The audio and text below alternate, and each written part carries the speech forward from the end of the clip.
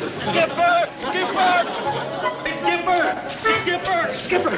What's wrong, Gilligan? Oh, you should see it, Skipper. It's really weird and strange. Picture Monday nights in 1964. You're 7 years old, dinner's over, homework can wait.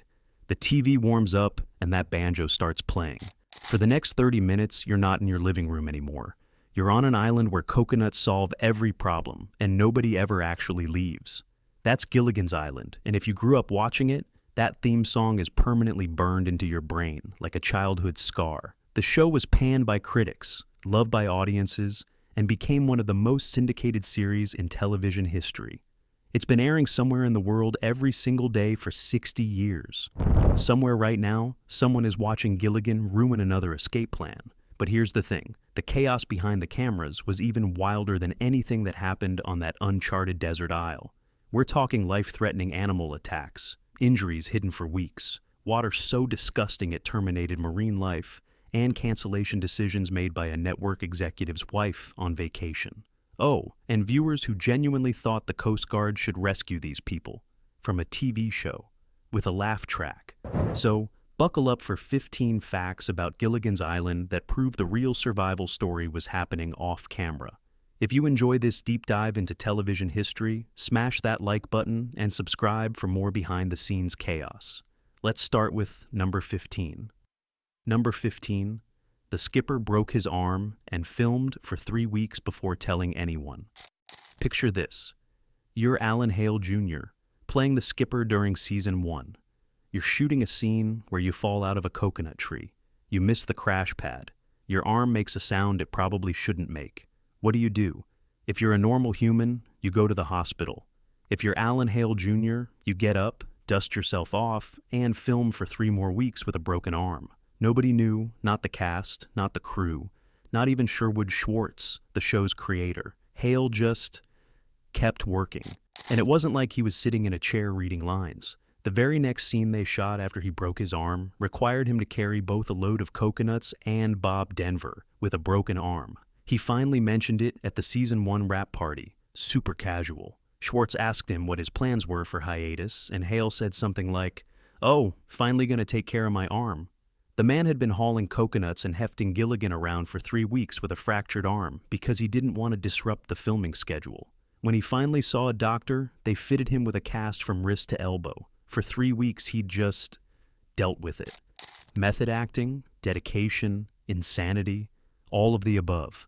The skipper was tough on screen and apparently indestructible off it. Number 14, Bob Denver and Alan Hale threw a fish into the lagoon to prove it was toxic.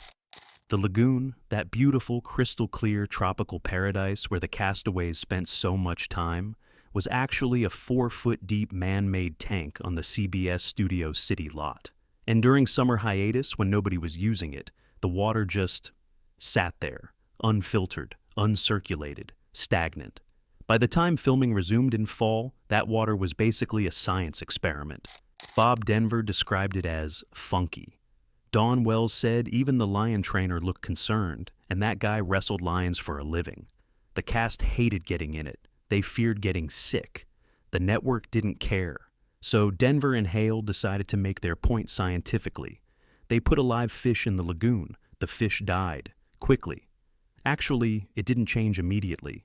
The network executives were still hesitant, so Denver and Hale made them an offer. We're not getting in that water until you do. Suddenly, clean water became a priority.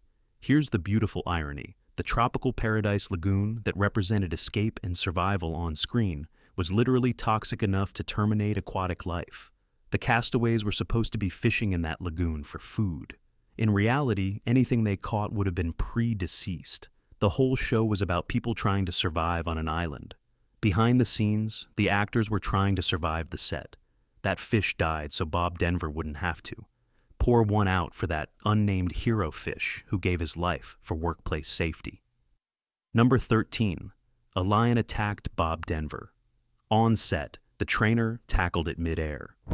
They filmed an episode where Gilligan gets locked in a hut with a lion. Real lion, real hut, real Bob Denver. Dawn Wells, who played Mary Ann, noticed something unsettling before they even started filming. The lion trainer was covered in claw marks. That's your safety professional, folks. He looked like he'd lost several previous negotiations with this particular cat. The scene called for Gilligan to notice the lion and react. Simple enough. Except when Bob Denver turned and saw the lion saw Bob Denver and thought, lunch. The lion lunged. Denver's instinct, and this is beautiful, was to start karate chopping, like that was going to help. He's flailing away at a 400-pound apex predator with his bare hands while the trainer sprints onto set and tackles the lion mid-leap. The trainer literally threw his body between Bob Denver and a flying lion. That man earned his paycheck that day. Meanwhile, Denver's there doing his best Bruce Lee impression, completely ineffective but committed to the bit. They got the shot eventually. The lion calmed down. Denver survived. But imagine being the insurance company getting that incident report. Actor nearly consumed by lion, defended himself with karate. The whole show was cartoonish and silly, but this was a real moment where someone could have been seriously hurt. And the solution wasn't, maybe don't use real lions. The solution was, get a braver trainer. That's 1960s television production in a nutshell. Number 12, Bob Denver wore a wetsuit under his costume because the lagoon was 40 degrees. Remember that tropical paradise lagoon? The one they just proved could terminate fish? Yeah, it was also freezing. The CBS Studio City lot is in Southern California, not the South Pacific. The lagoon was an uncovered outdoor tank. During winter filming, which was most of the production schedule, the water temperature dropped to about 40 degrees Fahrenheit. For context, that's the temperature of your refrigerator. Bob Denver spent more time in that water than anyone else. Gilligan was constantly falling in, swimming, splashing, getting dunked by the skipper. Take after take after take in 40-degree water. So Denver wore a wetsuit under his signature red shirt and white pants. Every time you see Gilligan taking an accidental plunge looking slightly puffy, that's not bad tailoring. That's a wetsuit. The visual comedy of Gilligan falling into crystal clear tropical water was actually Denver repeatedly plunging into a refrigerated tank while wearing neoprene under his costume, hoping the toxic stagnant water that terminated fish wouldn't give him some exotic bacterial infection. And here's the thing. That lagoon was right next to the Ventura Freeway. So close that traffic noise ruined takes. They couldn't film before 9 a.m. because of the rush hour sound. Picture it. Bob Denver wearing a wetsuit, jumping into 40-degree toxic water next to a freeway, pretending to be on a tropical island. Method acting doesn't even begin to cover it. The paradise was a lie. The lagoon was a nightmare. The tropical adventure was a man in neoprene trying not to get hypothermia in Burbank. Number 11, Jerry Van Dyke turned down Gilligan. For My Mother the Car, TV Guide's 50 Worst Shows. Before Bob Denver became Gilligan, the role was offered to Jerry Van Dyke, Dick Van Dyke's younger brother. This was 1964, and Jerry wanted his own hit show like his brother had with the Dick Van Dyke Show. Sherwood Schwartz offered him the lead role in this weird little sitcom about people stranded on an island. Jerry read the pilot script and told his agent it was the worst thing I'd ever read. He had a better option, My Mother the Car. The premise? A guy's deceased mother reincarnates as a 1928 Porter automobile. She talks to him through the car radio. That's the show. Jerry chose the car. Gilligan's Island ran for 3 seasons, became one of the most syndicated shows in television history, and made Bob Denver a household name for life. My Mother the Car lasted 1 season, 30 episodes of a man talking to his mother, who is a car. It was subsequently named one of TV Guide's 50 Worst TV Shows of all time. Jerry Van Dyke spent the rest of his career being asked about this decision. In the 2001 documentary, Surviving Gilligan's Island, he made a cameo specifically to joke about how he'd never forget turning down Gilligan for a show about a talking car. The man turned down one of the most iconic sitcom roles in television history because he thought a show about a mother reincarnated as an automobile had more potential than a show about castaways on an island. Number 10, the cast got 0 residuals. Producer allegedly made $90 million. Modern sitcom stars negotiate residual deals that pay them forever. The Friends cast reportedly earns $20 million each per year from syndication. Jerry Seinfeld and Larry David made $400 million apiece. The Gilligan's Island cast got nothing. Dawn Wells, who played Mary Ann, was paid $750 per week during production. That was her salary. When the show ended, that was it. No residuals, no syndication payments, no piece of the pie. Meanwhile, the show has been airing continuously somewhere in the world every single day for 60 years, 30 languages, endless reruns. Wells estimated that producer Sherwood Schwartz made $90 million from the reruns alone. His daughter later called that number ridiculous, but even she admitted the family was certainly comfortable. The cast, Wells told Forbes in 2016, "We didn't really get a dime." Russell Johnson, who played the professor, died in 2014.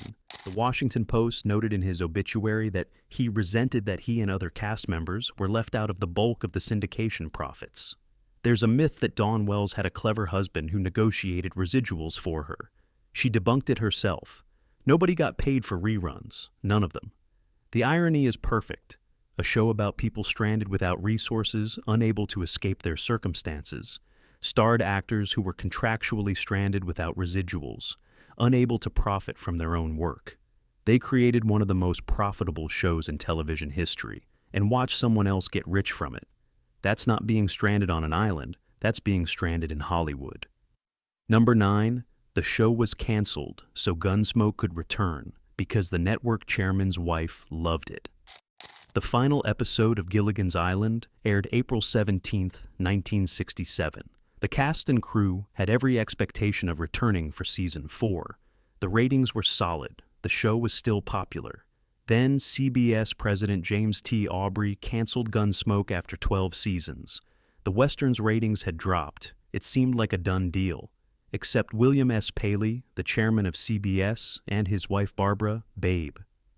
Paley were on vacation in the Bahamas when this decision was made. When they returned and saw the fall schedule, William Paley went ballistic. Gunsmoke was his and his wife's favorite show. Dawn Wells later explained what happened. What happened was Gunsmoke was canceled and we were moved into their time slot. Mrs. Paley, the wife of the board chairman, had been on vacation when Gunsmoke was canceled, and when she got home, she said, "You can't cancel Gunsmoke. It's my favorite show." So they canceled us. One woman came back from vacation, said she liked cowboys more than castaways, and Gilligan's Island was finished. 3 seasons, 98 episodes, done. Because a network executive's wife preferred westerns. Gunsmoke got renewed. The cast renegotiated their contracts for more money. The increased budget meant CBS needed to cut costs elsewhere. Gilligan's Island became the sacrifice. The castaways never got rescued on screen. In real life, they got canceled so a network chairman could make his wife happy. Number 8, JFK's passing delayed production. A flag, half-mast, appears in the opening credits. The pilot for Gilligan's Island was filmed in Hawaii in November 1963. The final day of shooting was scheduled for November 23rd. Scenes of the SS Minnow departing Honolulu Harbor on its doomed 3-hour tour. On November 22, 1963, President John F. Kennedy was shot in Dallas. The production was filming at a naval base. The morning of November 22nd, a crew member ran to the set and announced what he'd just heard on the radio. Late that day, Kennedy passed away. The government immediately closed all naval bases for 2 days. The Gilligan's Island crew couldn't finish filming. They had to wait until almost December to complete the pilot. Here's the haunting detail. If you watch the opening credits of the first season carefully, you can see an American flag flying at half-mast in the background. That flag is there because of JFK.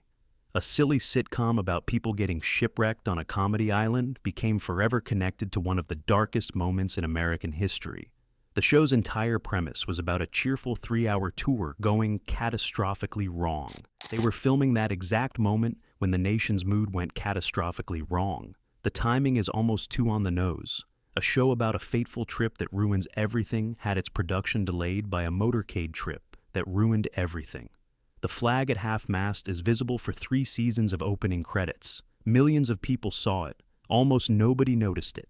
But it's there. A tiny memorial in the corner of a frame, marking the moment history interrupted comedy. Number 7. Viewers sent telegrams to the Coast Guard demanding they rescue the castaways. About 10 weeks after Gilligan's Island premiered, Sherwood Schwartz received a surprise from the United States Coast Guard. A pile of telegrams forwarded to him from concerned citizens demanding the military rescue these poor stranded people. The telegrams were genuine. People were angry. Schwartz was mystified. He later told Entertainment Weekly. There was even a laugh track on the show. Who did they think was laughing at the survivors of the wreck of the USS Minnow? It boggled my mind. Where did they think the music came from? And the commercials? These weren't just one or two confused people. The Coast Guard received enough telegrams that they felt compelled to contact the show's producer and dump the problem in his lap. Keep in mind, this is 1964. Television has been in American homes for less than 20 years. Media literacy is developing. But still, there's a laugh track. There are commercial breaks.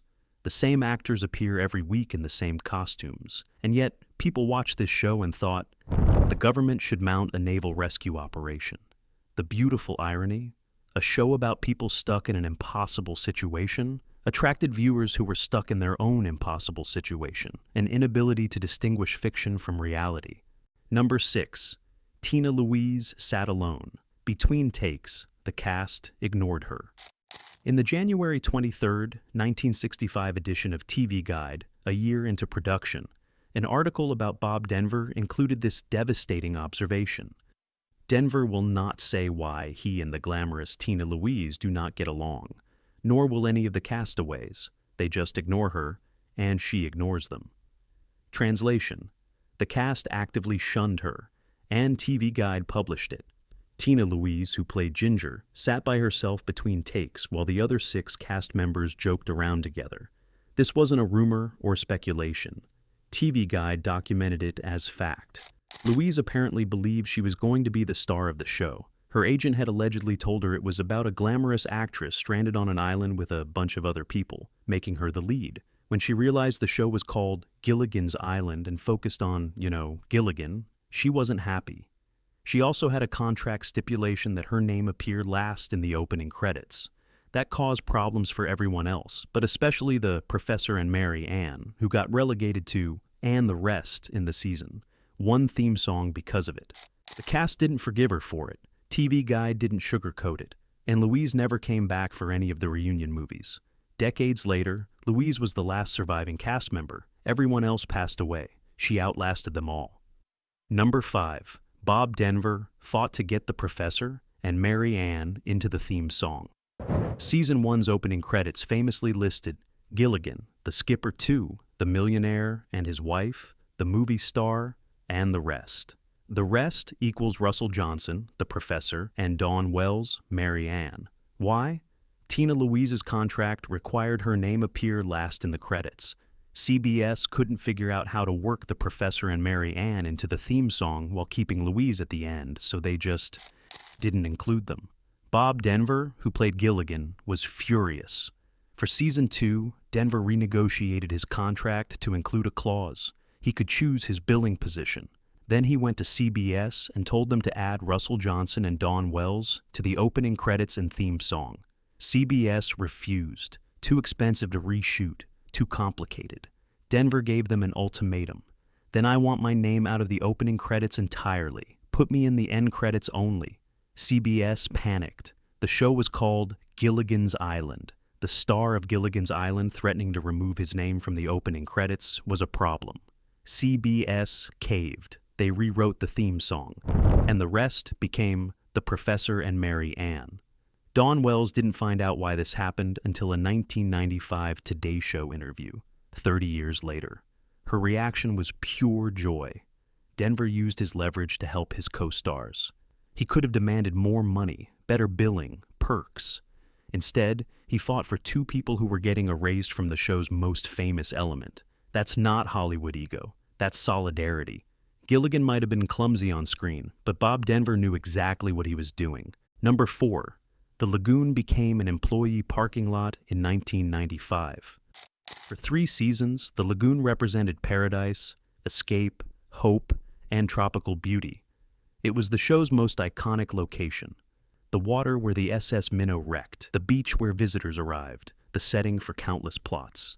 In 1995, 28 years after the show ended, CBS paved over the lagoon and turned it into an employee parking lot. No ceremony, no memorial, no preservation, just asphalt and parking spaces. The lagoon that Bob Denver swam in wearing a wetsuit. The water that terminated a fish. The set that was so close to the Ventura Freeway they couldn't film before 9 a.m. because of traffic noise. The location that represented an uncharted desert isle but was actually a 4-foot-deep tank on a studio lot in Burbank. All of it. Gone. Replaced by Toyota Camrys and Honda Civics. The irony is almost poetic. The castaways spent 98 episodes trying to escape the island and return to civilization. In real life, the island was destroyed by civilization. The tropical paradise got paved over for employee parking. MASH preserved parts of its set. Star Trek preserved props. Even the Brady Bunch house became a landmark.